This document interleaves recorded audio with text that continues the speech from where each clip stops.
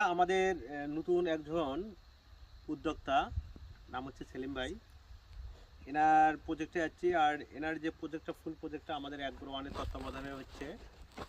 প্রথমে এনার এখানে আমরা পেঁপে চাষ করার একটা পরিকল্পনা গ্রহণ করি, কিন্তু পরবর্তীতে এই পেঁপে চাষের সাথে সাথী ফসল হিসেবে আমরা দিচ্ছিল টমেটো।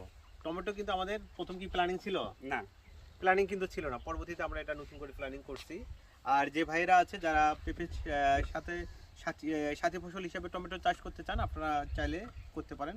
আর একটু ভাই একটু যদি দেখান, যে এই যে মাঝখানে কিন্তু এ পাশে পেঁপে আর এ পাশে কিন্তু টমেটো। টমেটোর চারা কতদিন হয় লাগানো আছে সেলিম ভাই? 3 থেকে 4 দিন। 3 থেকে 4 দিন। আচ্ছা, এই প্ল্যান পরিকল্পনাটা যেটা হচ্ছে আপনার কাছে কেমন মনে হচ্ছে? আমার কাছে মাশাআল্লাহ আলহামদুলিল্লাহ ভালোই লাগছে।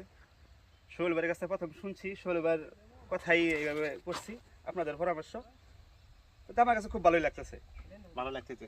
এই যে মনে করেন এক পাশে আছে আপনার হচ্ছে হলো পেঁপে, এ পাশে আবার হচ্ছে টমেটো, মানে সাথী ফসল হিসেবে টমেটোটা দিচ্ছেন। যে আশেপাশের লোকজন কি কিছু বলতেছে?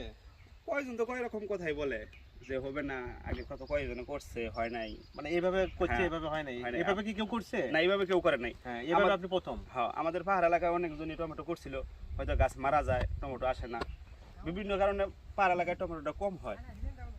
আর আমরা এখানে আসি আপনার একটা যেটা আপনি একটা একটু ভুল করছেন, যে পানির পরিমাণ বেশি হয়ে গেছে। যে কোনো ফসল অতিরিক্ত পানি কেউ সহ্য করতে পারে না।